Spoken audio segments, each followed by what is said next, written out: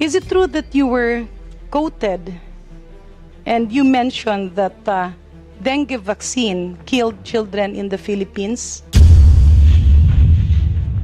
Madam Chair, there are allegations of death from use of some dengue vaccine.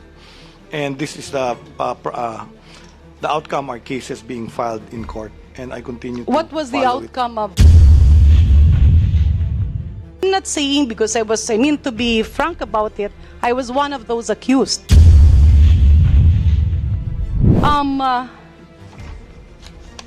Madam Chair,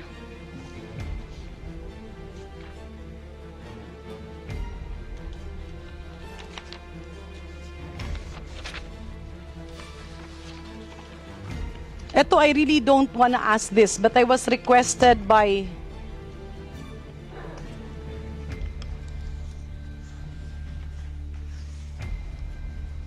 infectious disease specialist. Is it true that you were quoted and you mentioned that dengue vaccine killed children in the Philippines? Or you were misquoted on this? I think that is a sub judice case. There is an ongoing case on that. So No, I prefer you not were- to comment on that. No, but my question is, did you really say in your pre-SONA interview, because many cases and demurrers were already granted, and even the WHO repeatedly came out, and I can furnish it, you can actually check it with WHO, that they came out with several statements. Madam that- Chair, there are allegations of death from use of some dengue vaccine. And this is the outcome are cases being filed in court. And I continue to What was the follow it. outcome of the link between the vaccine and deaths? Do you know that So demurrers has already been issued? No, I have no idea of the developments of the case. But I know Precisely, that Madam there Chair. were cases filed because of alleged deaths among children. Okay. So, Madam Chair, Secretary Ted, can I ask you, how do you determine causality between, let's say, a medicine and death or a vaccine and death? Because this is very important. I'm not saying because I mean to be frank about it, I was one of those accused. But I'm not concerned about that because many of the cases has already been dismissed, and many of the people who came out pretending to be experts actually turned out to be non-experts, and no link. Even WHO has repeatedly said that no link has been seen between the vaccine and the alleged deaths. Moreover, it was also seen that there were corporate interests and political interests that led to this drama and chaos. But why am I asking you this?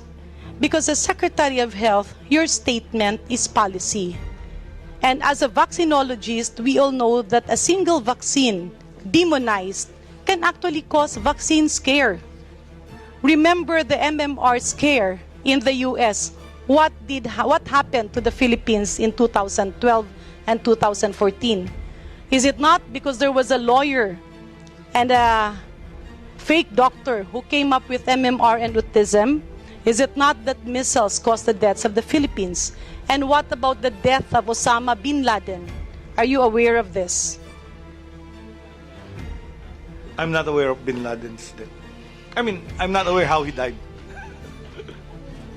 Madam Chair, with due courtesy, very quickly, kasi napaka-importante po, with every statement of a Secretary of Health comes responsibility. Ayaw po natin na napupolitika ang kalusugan. Kasi pag pinupolitika ang kalusugan, ang kawawa ang taong bayan.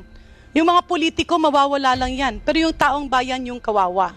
Now, if you come out as Secretary of Health, despite the fact that WHO has repeatedly said that all over the world, no deaths has been attributed to Dengvaxia, and here you are saying na allegedly in your pre-SONA interview that children have died due to the vaccine, then you are saying things that are in contrast to the global statements of public health experts.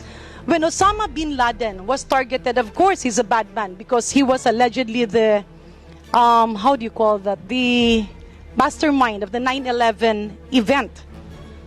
The US were looking for him, and the US military devised a plan to locate him by using a fake hepatitis vaccination.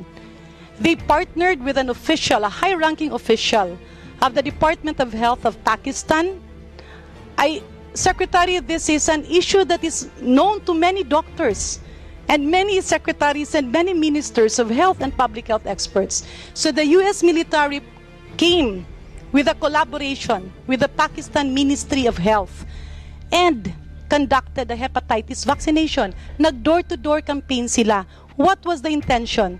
The intention was to look for the genetic traits of any family member of Osama bin Laden.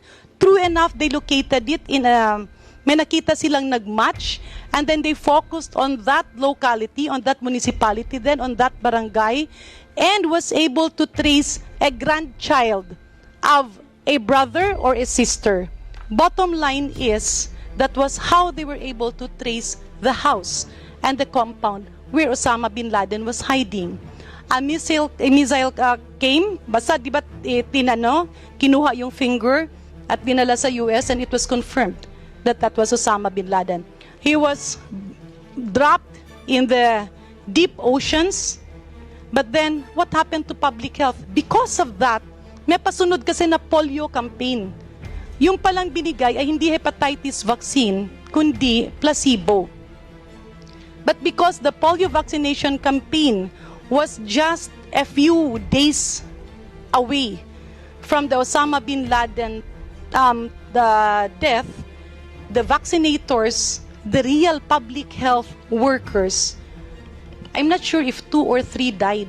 Kasi yung iba ginantihan, pinatay, nahinto ang vaccination, and that actually caused polio to come back not only in Pakistan, but it spread to other countries in the world. Our point here, Secretary, is that, and now there was also the allegation, and this did not come from us, this came from U.S. public health experts who are again clamoring that vaccination should not be politicized and should not be used in a political exercise and should not be tackled by ministries of health if there is competition. Kasi minsan nagsisiraan yan siraan mo yung nauna para pag ito dumating yung sumunod, hindi mauuna yung isa. And my appeal to you, Secretary, is that as Secretary of Health, your statements are policy statements. So you cannot say it's sub judice or whatever because you have all the experts on your backing. And now coming out and saying that dengue vaccine caused deaths, despite the WHO repeatedly saying that it did not cause deaths, then that is actually something that will again create public scare. And as a medical doctor, you know that WHO has a 2-page formula to determine causality. Are you aware of that, Secretary? I'm not aware of the story of bin Laden and how they use vaccine to locate him.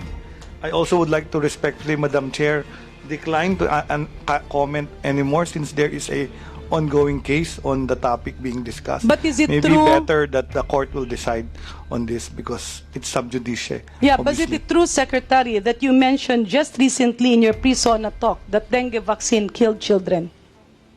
Do you confirm that, or do you deny that, or will you say that you were misquoted?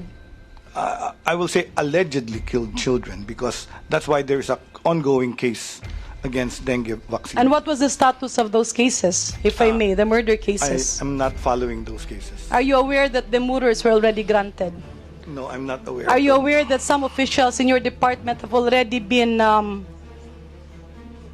the cases have been dismissed because of the lack of link to the deaths and the vaccine?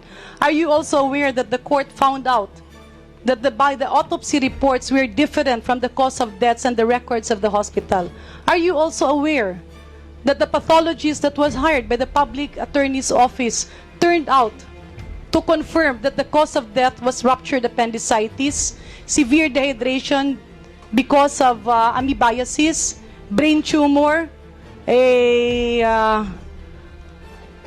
ruptured, I believe there was also an allegation of HIV, leptospirosis, full-blown AIDS. So are you aware of Again, this? I do not know the details of the ongoing case and I refuse to comment. Because, respectfully, Madam Chair, Your Honor, with due courtesy to Secretary Herbosa, if you do not know the parameters of the causality between a vaccine and death, then you should have shut your mouth. Because every time you mention a statement alleging that vaccines cause deaths, that's actually contributing to vaccine scare. So, right and left, nagkakampanya kayo na magpabakuna yung mga tao. Right and left, tumutulong kaming nasa pribadong sektor. Right and left, nahihirapan tayo. You have pertussis outbreak. We had polio outbreak. We had mumps and measles deaths just because of a very poor vaccine coverage. Napakahirap ibalik ang tiwala ng tao. And the Secretary of Health, whenever you release a statement, it should be backed by science. Napakadali mong tawagan ang WHO. They have been releasing different statements repeatedly. Napakadali mong i-check. Mga tauhan mo yan sa DOH eh. Napakadali mong tanungin kung tama ba or naging peke ba ang autopsy report. Napakadali mong tulungan ang ating taong bayan na huwag maulit ang infodemic or fake news. Public health should not be politicized. Now, if you are saying you don't know, you have not read that, then it is your paramount duty to research and to review because you are the Secretary of Health. We cannot have irresponsible statements here which would have an outcome on the general public. Now you are saying that there is a new dengue vaccine, and I myself, as a vaccinologist, lauds that, regardless of what company. But if you are saying vaccines kills, vaccination kills without proof, then that's a different matter. I do hope, Madam Chair, that the Secretary of Health will refrain from issuing irresponsible statements. Because kapag sinasabi natin ang mga bagay na mali, dahil Secretary of Health ka, maniniwala yung tao. Kapag maniwala sila, is there accountability on people who have caused the decline in vaccine confidence? There's none. In other words, Madam Chair, the Secretary has to realize that with his statements comes responsibility. Hindi pwedeng kanina pa paulit-ulit yung statement mo eh. Minsan iba yung sinasabi mo, then later on mag-change ka ng sasabihin. Yes, there are cases filed in court, then find out if really there was a link. And if there is a causality on WHO, you must base it on facts. Hindi po ba, Madam Chair, Secretary HERBOSA, if you talk about medicines and causality, hindi po ba meron niyang graph na sinusunod ang WHO? Are you aware of this or no? Let's not talk about vaccines. Let's talk about any drug and complication. Okay, example, ito ay gamot. Let's say gamot kontra pertussis. Pinainom mo ito sa 100 children na nagka-pertussis. Pinainom mo naman ito sa 100 children na walang pertussis. Di ba that's how you compare? Did the incidence o dito, nagkaroon dito ng namatay? Yung nakainom ng gamot na namatay, ilan naman yung hindi nakainom ng gamot na namatay? In other words, this is the medicine. You have 100 children who took the medicine and 3 of them died dahil nasagasaan, na aksidente, nagka-appendicitis. Dito naman sa 100 na hindi nakainom ng gamot, 5 ang namatay, iba-iba din ang reason. Do you look at that as statistically related or not? Depending on the protocol design, if that's No, we're talking design about and the outcome. WHO causality. Okay, simplihan ko, Sek, ha? The WHO causality is a 2-page document. That's even available online. You can check on that. Ito yung gamot. You have 100 children here given the medicine. You have 100 children here hindi nabigyan ng gamot. Now, gusto mong i-determine yung gamot ba ay nakakamatay. Dito may 3 namatay. Ang cause, appendicitis, amoebiasis, itong isa na aksidente. Dito may 5 namatay. 3 na aksidente, 2 nag-amoebiasis.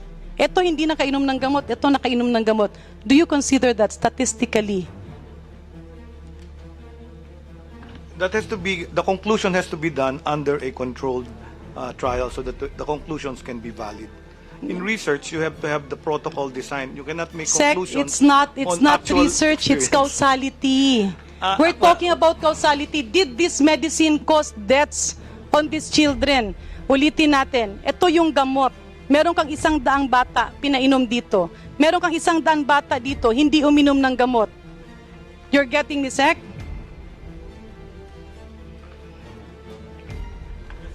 Okay. So we're talking about causality.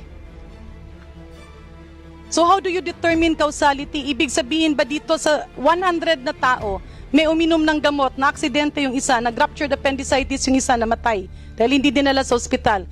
Dito sa hindi nakainom ng gamot, meron ding namatay, nag-ruptured appendicitis din, na-aksidente din. Will you attribute this medicine to the death of these 2 children in the 100 people who took the medicine as compared to the 100 who did not take the medicine? That's how you determine causality, right? No, you determine causality through a process of research which we call harm reduction.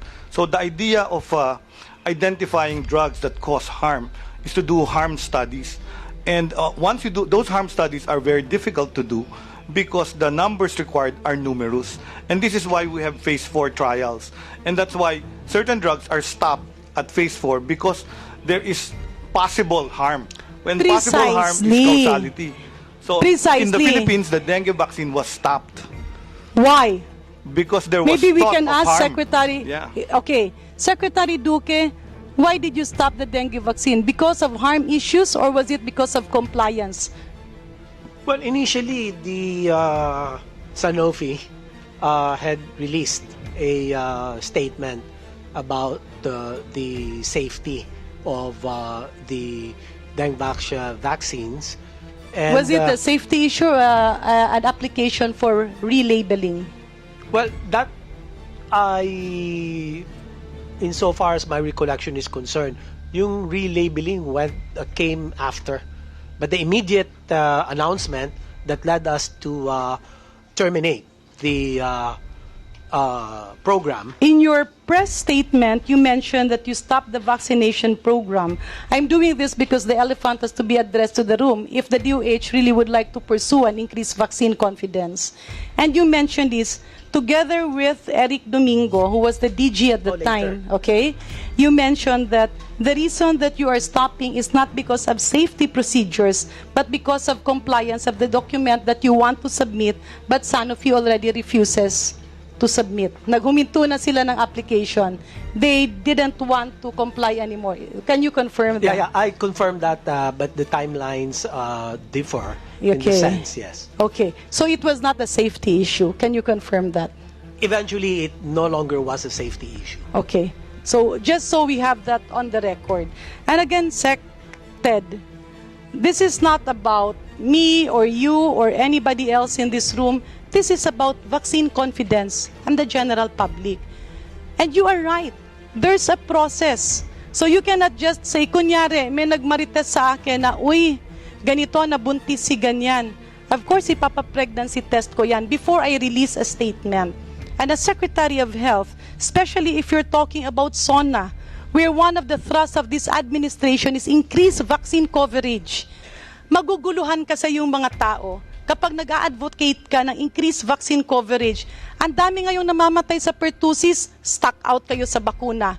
Ang dami ngayong may mga bulate, ang dami yung nag-e-expire na mga praziquantel. Ang dami yung binibiling mga gamot, nililibing siya kasi nag-e-expire. But we are not saying this to the people because that will create public uproar. And now if you are coming out saying things without factual basis and without scientific backup, then that is infodemic.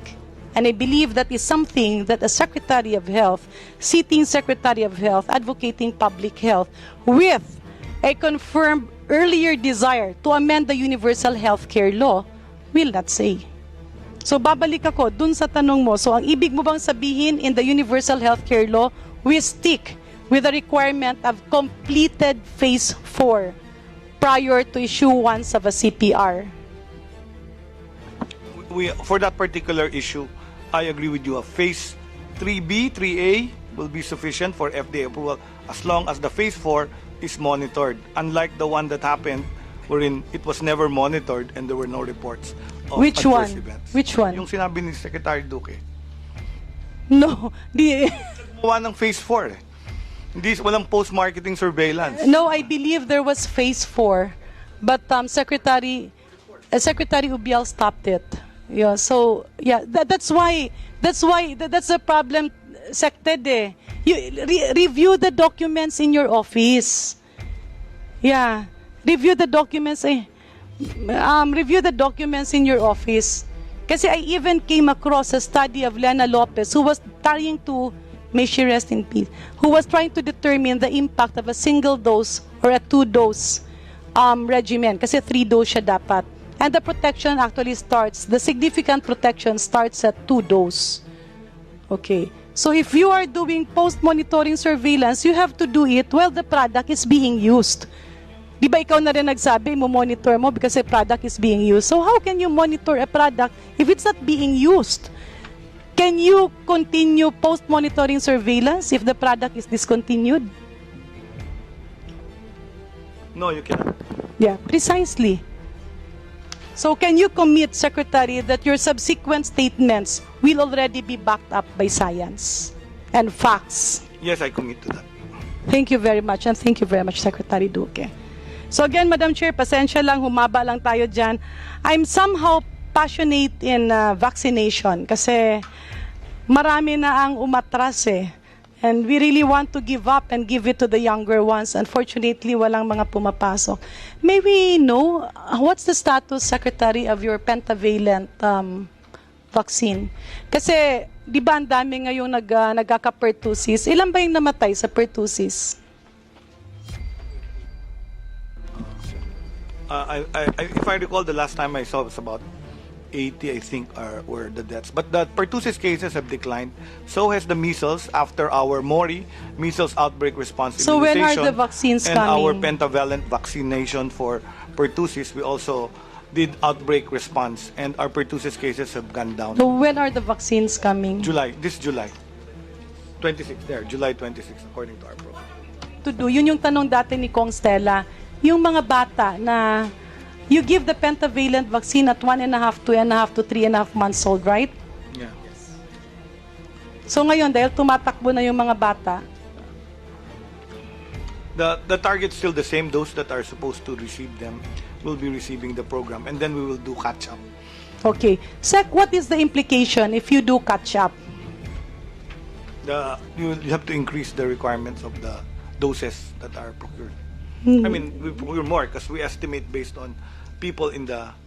No, you still give them 3 doses, Sec. We still give them 3 doses, but if you miss them and then do catch up, No, we will need more. okay. My question is, what is the implication for those who are not vaccinated at a recommended age? Di ba hindi sila nabakunahan 1.5, 2.5 to 3.5 months old? Ngayon magka-catch up ka, let's say 1 year old na sila or iba 2 years old. Ano yung implication nun? There are more children at risk. You can have outbreaks. You can have outbreaks and you can have more children dying between 6 months old to that age na mag-e-epekto na yung protection nila. Kunyari, nabakunahan sila at 1 year old. The protection will come probably at 1.5 years old. So, yung buhay ng bata na yon, yung 1 taon na yon, 6 months old to 1.5 years old, ang possibility na mamatay sila dahil sa pertussis ay nandiyan dyan. Can you confirm this? Yes, the increased risk of. In other words, do you confirm that vaccination saves lives? Of course, vaccination. Do you confirm that there's no perfect science, but you usually weigh the benefits versus the risks? Yes, the best available evidence is used, and for the older vaccines, of course, we have years and decades of experience on this. Do you confirm that in every implementation, you consider the benefits outweighing the risks? Yes, madam. Okay, just to be clear. So, moving forward, pasensya na, Madam Chair, my last question is rabies. Ang dami-daming tumatawag sa amin. Walang rabies vaccine. Wala bang rabies? Kailangan nilang bumili. Oo, 1 dose lang, 2 dose lang. Ilang doses ba yung rabies vaccine, Sec? 3 doses din. 2 doses. Okay, for post-exposure prophylaxis, we give 5 doses. Okay. Not 1, not 2, but 5 doses, Sec, ha? Yes. Okay, kasi ngayon baka mamaya 2 doses ang bilang mo, di kaya kinukulang. Kung 1 dose naman ang bilang mo, kaya kinukulang. It's 5 doses, right? Yes, ma'am. Post-rabies prophylaxis, ibig sabihin, babakunahan mo para hindi mamatay maski nakagat na. Bakit walang rabies vaccine sa grounds, Secretary? Actually, we have rabies vaccines. Nasaan siya? They have Kasi been released. They are usually in our DOH hospitals. walang stock. Ang dami nang tumatawag. Yung I mga visited bite the center, wala bite nang center stock. in San Lazaro, and they have vials there. So we have more vaccines arriving. 330,000 vials are expected to be delivered by the third week of July. And we continue to, those fully delivered as of June 28, 692,920 doses. So we will continue to distribute this to the animal bite centers. Yeah. Make So sure I believe, that there's available yeah, for Secretary, yan yung unang pinuna din no, ni Congressman Abante. Na tila palaging wala yung mga tao. I mean, you always go out and you are on travel, that will be fine. But when you travel, the department should not also be put on hold. Dapat maski lumalabas ka, tuloy-tuloy ang serbisyo. And that's why we're calling your attention kasi maraming lumalapit sa amin na bibigyan ng 1 dose. Second dose, maghahanap sila. Oh, yung iba 2 doses. You're not protected if you don't get the full 5 doses. So, dalawa yan. Una, yung risk ng pasyente. Pangalawa, sinayang mo yung 2 doses. Kasi incomplete yung vaccination eh. And again, Sec, please refrain from statements against vaccines not backed up by science. Because those irresponsible statements can send shivers to people who do not really understand science. Science is very complicated. Alam natin yun. Okay? So I do hope that you will not be angry, but you will put in your heart that we are doing this because we are all advocates of public health. So yung mga bite center, Sec, magkakaroon na siya, no? We will have to make some rearrangements because I've been passed a piece of paper that according to the technical people, the rabies commodities were actually included in the devolution transition plan. Sorry, Sec, come again? The devolution transition plan was the idea that the vaccines will now be procured by the local government units and not fully by the DOH. Kaya But pala earlier, Sec, you were saying na nagkakaubusan. marami kayong binili at maraming Bumibili kami. delivery. The devolution transition plan was actually implemented before my time. And the idea was pinapababa yung binibiling gamot and dapat ang bibili Was the LGU. there an accompanying budget? Kung ipapasa mo sa LGUs yung pagbili ng rabies vaccine, meron ba siyang kasamang budget? Yun nga yung ginawa yung devolution transition plan on orders of the DBM because of the Mandanas-Garcia ruling. But Sec, there is a transition plan. Pero marami pa rin commodities ang binibili nyo. And mind you, the DOH is the #1 biggest buyer so that you can buy in terms of economies of scale. So kung bibili ka in terms of economies of scale, marami kayong matutulog. Teka, let me check. Eh di ba nung nag-present kayo ng budget sa DBM, ba't kayo humingi ng budget for rabies vaccine if that has been devolved already? We requested because the devolution transition plan was never implemented because Ayan, DBM no? said there was no money. 495 million. 464 lang, ma'am. Rabies commodities for 1.2 million population. So meron kayong 495 million. 464. You have 495 million for rabies. Yes. So where is this now? Yan yung kino-quote ko na available and being delivered. So this was procured already? Yes, ma'am. Can you They're can you obligated 464 million has already been obligated. So those that have been delivered is about 12 million. So continued na yung Okay, deliveries. can you furnish us with documents to that effect? Yes, madam. We will Pasensya na, furnish. Sec. Minsan kasi nagugulat kami kasi iba yung sinasabi mo tapos biglang nagbabago ulit eh. So we can assure our bite centers na merong rabies vaccine. Or you are still saying that ibibigay na naman yun sa LGU, kasalanan ng mayor at ng gobernador? We will deploy all those that we have on stock and those that are delivered, Madam Chair. Di-deliver namin sa mga animal bite and treatment centers.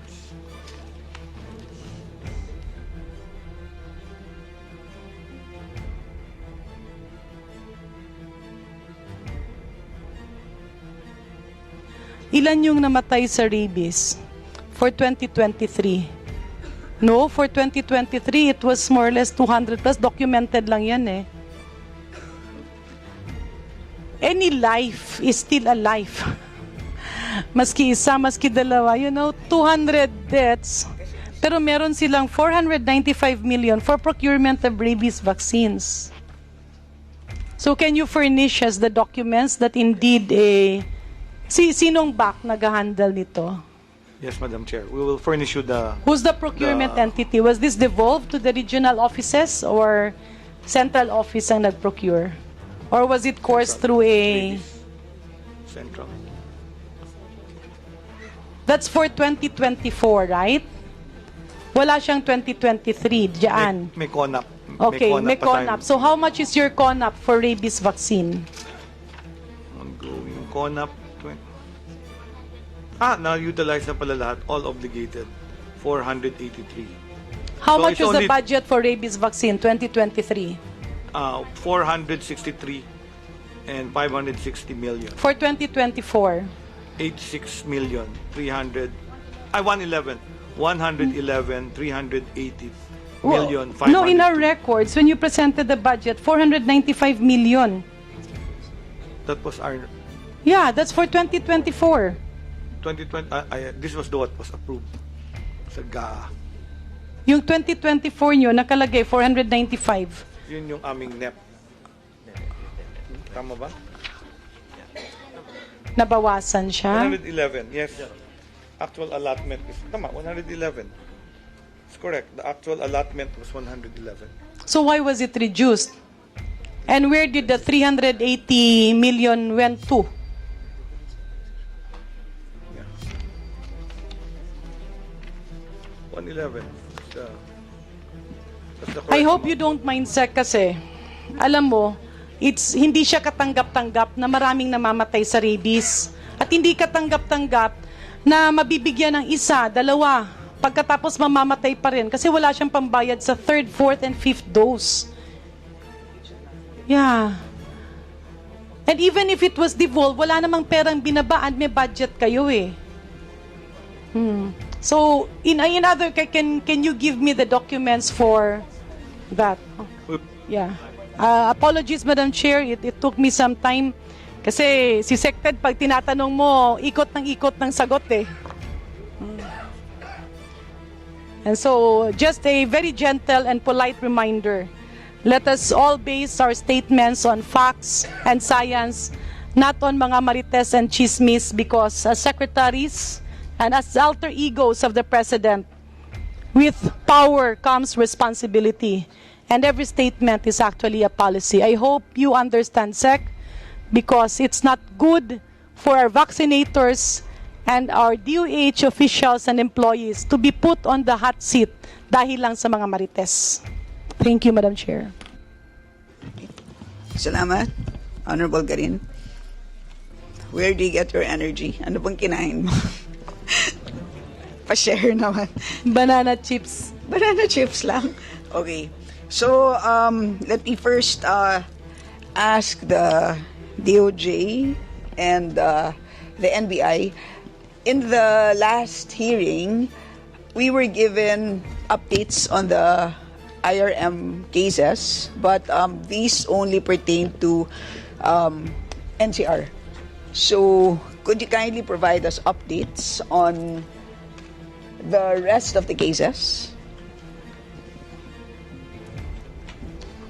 Good afternoon, Madam Chair. Good afternoon to the committee. The NBI conducted an investigation on the release of interim reimbursement mechanism, and the total cases investigated are 96 cases, 55 of which were filed before the Office of the Ombudsman. 40 cases were provisionally closed. Out of that Sorry, how many were closed? 40 cases. 40 of the 55. No, 40 out of 96 po. Okay. 55 po yung na-file po natin sa Office of the Ombudsman. So what happened to the one? And one is still under investigation. Okay. Thank you. Anything else, ma'am? If I may add, Yes, please. Madam Chair, as per DOJ records, 3 cases entered the DOJ processes, meaning that it was undergone preliminary investigation. Among of the three, Sorry, ma'am, before you proceed, kindly identify yourself. I'm sorry. I am Assistant State Prosecutor Agnes Arellano of the DOJ NPS main office in Metro in Manila. Yes, please proceed, ma'am. Yes, to repeat, ma'am, there were 3, as per DOJ records, there are 3 cases that entered the DOJ processes, meaning the DOJ has conducted preliminary investigation over just 3 cases. Of the 3 cases, ma'am, one of which, one is pending trial before the Metropolitan Trial Court in Quezon City, which involves violation of estafa, still pertaining to PhilHealth issues and involving, I think, these are 4 consolidated cases pending before the MET-TC-QC. The other one is under pending appeal for petition for review before the Department of Justice. And the last one was involving for violation of anti-graft and corrupt practices, 10606, the Healthcare Act, and 6713 are still, I believe a resolution has been issued dated 2022, Your Honor. And you are not allowed to provide any other details? Yeah, in addition, if you want more details on the pertaining to the cases, we can submit an exhaustive an exhaustive report on that matter. Okay. Please do, ma'am. Well, on my end, well, we had a brief discussion on what PhilHealth meant by 100% full liquidation of the amount, considering that there are pending cases. In other words, I suppose there are questions relating to certain amounts. So, ano pong ang what's your take on this? So, considering that obviously we're talking about the same amounts, right? The IRM, meaning involving the 14 plus billion pesos. Tama po? We're talking about the same amount, no? Yes, ma'am. On the first case filed by the National Bureau of Investigation, National Capital Region, it involved the release of IRM to 139 hospitals. The release were made before the publication of the guidelines on the release of such of the IRM. Na-release po yung amount basically to healthcare facilities like dialysis, maternity clinics that do not cater. Correct. That did not cater COVID patients. 139 hospitals were involved in the first case filed by the NBI, National Capital Region, and the case is pending with the Office of the Ombudsman.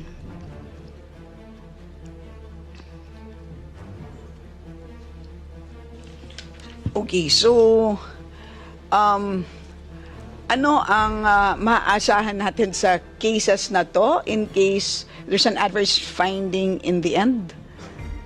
Actually, the cases filed by the NBI were the basis of the Office of the Ombudsman in ordering the preventive suspension of several PhilHealth officials, ma'am. And on the part of the NBI, we have filed our position paper on the administrative cases because I believe the Ombudsman is still currently investigating the cases filed by the NBI. And in the event po na magtuloy po yun sa court, we will hold the persons responsible for the release of those funds that it did not follow the procedure will be charged before the courts po. So, I suppose from an appropriation perspective, wala ba kayong recommendation sa amin? Kasi parang, ang nangyayari kasi is, kung wala po kayo dito at hindi nyo kami binibigyan ng ganyang information, as far as we are concerned, ang malalaman lang po namin is that properly liquidated. So, hindi ba dapat parang in a situation where questionable ang certain transactions, hindi ba dapat at a certain point dapat there has to be a kind of procedure, I mean a kind of, I don't know what you can call that, but some kind of preventive action, and therefore hindi ba dapat ganon so that hindi siya dapat matag as it's liquidated and therefore okay na yan. Kasi parang as far as we're concerned, you get what I mean? As far as we're concerned, parang pag nire-report sa amin, okay na yan, disbursed na yan, pwede na. And then proceed na kayo sa susunod na budget cycle. Ma'am, these cases po, Madam Chair, were filed before the Commission Audit and the PhilHealth released their findings on the liquidation. So, nag-file po kami ng kaso bago po yung liquidation na kinandak po ng PhilHealth. Oo nga, pero hindi ba dapat at that point, hindi na dapat yata mag-proceed sila to liquidate, di ba? Kasi ang nangyayari is, parang ang intindi ko and we can of course validate it, tama ba, Attorney Eli, na 100% of the IRM funds had been fully liquidated? In other words, na nagastos na and therefore and na-explain na fully and sufficiently as far as PhilHealth is concerned. Tama po? Madam Chairperson, that's correct based on the COA report, Madam Chairperson. Okay. So I mean that's a point that I wish to make. So as far as they're concerned, parang okay na, sufficient na ang paggastos. Pero you had already made an initial finding na potentially, hindi ba dapat parang there's a preventive action that can be taken na hindi na dapat gastusin? Kasi parang they went on to kasi diba ito sa advance, so naka-lodge yung budget doon sa facilities na kahit na hindi sila nagki-cater to COVID patients. But then, was there an attempt to return the funds? Parang hindi, di ba? Kasi they proceeded to liquidate. Tama ba, Attorney Eli? Was there an attempt to return the funds? Madam Chairperson, I think the funds remained with the facilities. Tama ba, Attorney? that's correct, Madam Chairperson.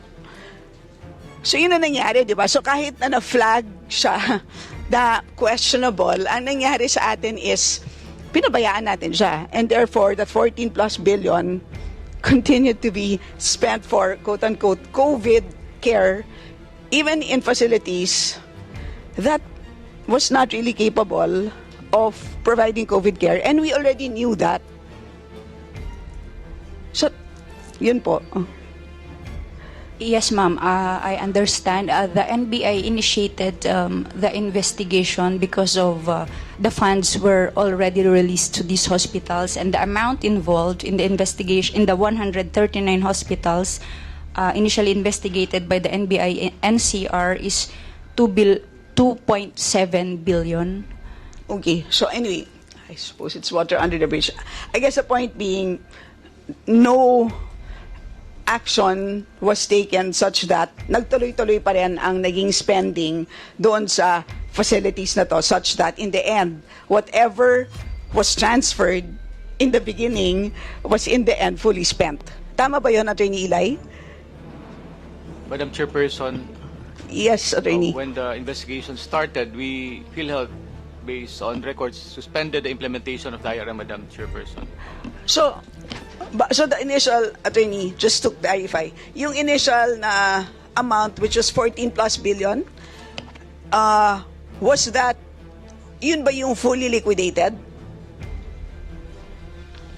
Yes, Madam Chairperson. Oh, so that's what I meant. So kung ano yung initial na ni-lodge ninyo sa mga facilities, even if in the interim we had already flagged as problematic, in the end, ginastos pa rin and fully liquidated. Tama po, Attorney Eli?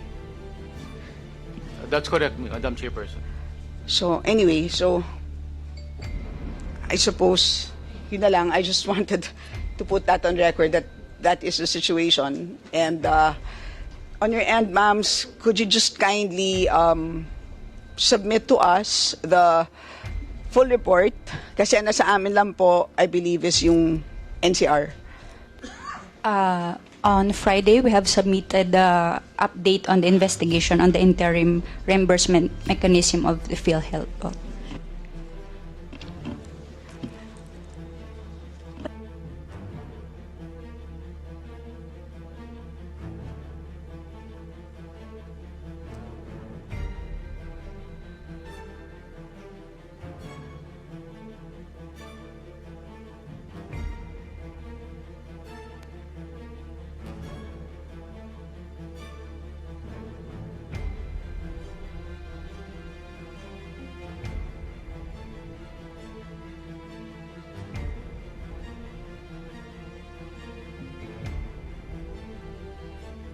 Anyway,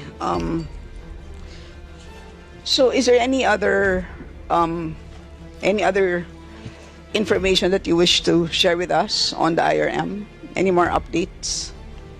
Yes, we are still receiving subpoena from the Office of the Ombudsman as regards filing of the position paper on the cases filed by us, ma'am. And we are actively submitting the needed documents by the Ombudsman po.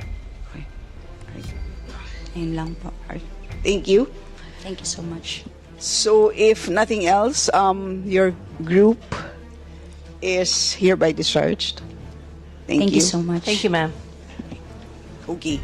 So para sa DOH naman, okay. For PhilHealth, Attorney Eli, in the last hearing, you mentioned the Z package for therapy sessions for special children, Attorney Eli. And I believe that you said this is one of your priorities. Tama po ba, sir? That's correct, Madam Chairperson. Have you issued guidelines?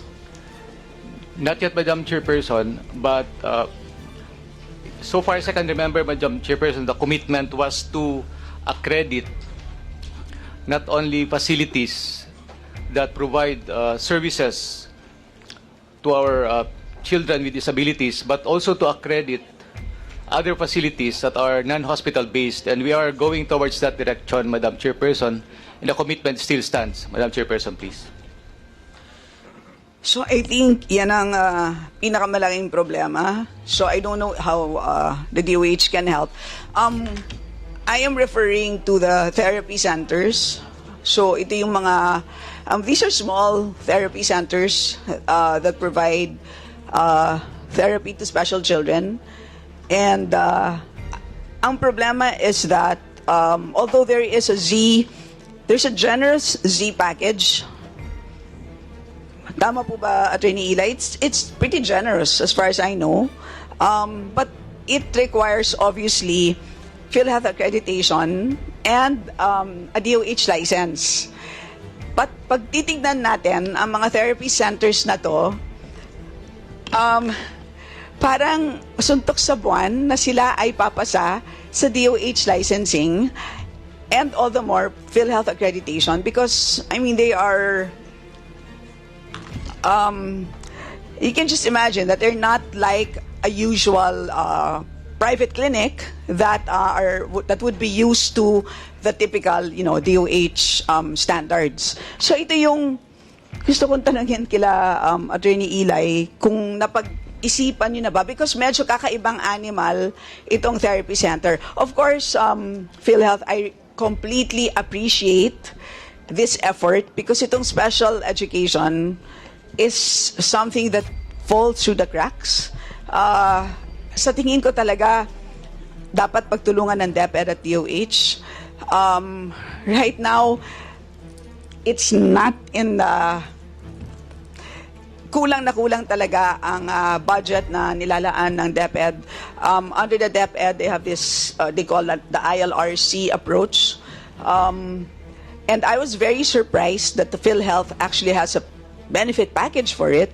So, I completely appreciate it.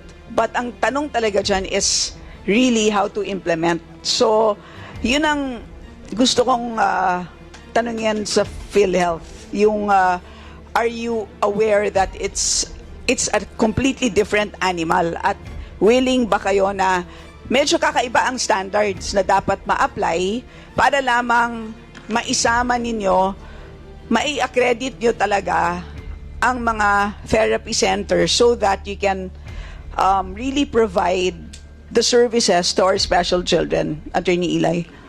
Yes, Madam Chairperson. Included in our commitment is to coordinate with our mother agency, the DOH, on how to address this, Madam Chairperson, to simplify the process of accrediting these facilities that provide therapy to our children with developmental disabilities outside of the hospital, Madam Chairperson, please. Kasi malaking problema dyan is kulang na kulang ang developmental pedia. So, yun ang tanong, right? So, I really hope and how soon, sir, can you submit a report to us on number one, yung guidelines nga para sa Z package na to. I know that it's been there for a long time, yung Z package, but nagulat ako na wala pa palang guidelines, and then all the more paano nga mag-a-accredit. So, sir, can you just give a commitment as to the timeline? I know it's difficult, pero sana, sir, may timeline po ba tayo around this? Madam Chairperson, within 6 months, Madam Chairperson, 6 before the months, year sir. ends. Kaya hindi ba pwede bang, sir, tumawad na by the budget hearing, sir, sana po ay, yes, ASEC, Albert. Thank you, Madam Chair. As the Benefits Committee Chairman, this will be calendared for this Friday's BENCOM meeting for the information of the Benefits Committee acting on authority of Chairman HERBOSA. Ay, salamat. Really appreciate it. Salamat. Because this is, ano talaga to, it really falls through the cracks at maraming SPED children and they don't know where to go kasi talagang kulang na kulang to begin with ang attention na nakukuha nila within the public school system. They don't know where to go. I mean, that's the reality of it. Yes, Secretary. Madam Chair, thank you very much. The NGOs have actually approached me about this problem of developmental problems with children. And the root of the problem is really the fact that these children have to be certified by a fellow of developmental pediatrics. And there are only 2 training programs in the Philippines. One is UPPGH and the other one is Philippine Children's Medical Center under the Department of Health. So the access to this for those even in north of Luzon, north of Metro Manila, and in Visayas, in Mindanao is very little, and mostly they have to pay the private developmental pediatrician the certification. And then now I hear about because the package is substantial, it's 50,000, 5,000 per session, 10 sessions. So malaking tulong to sa mga parents with children with developmental problems. We'll address it in the BENCOM and hopefully gets approved in the board, and we'll simplify the approval. completely appreciate that, Sec. Ted.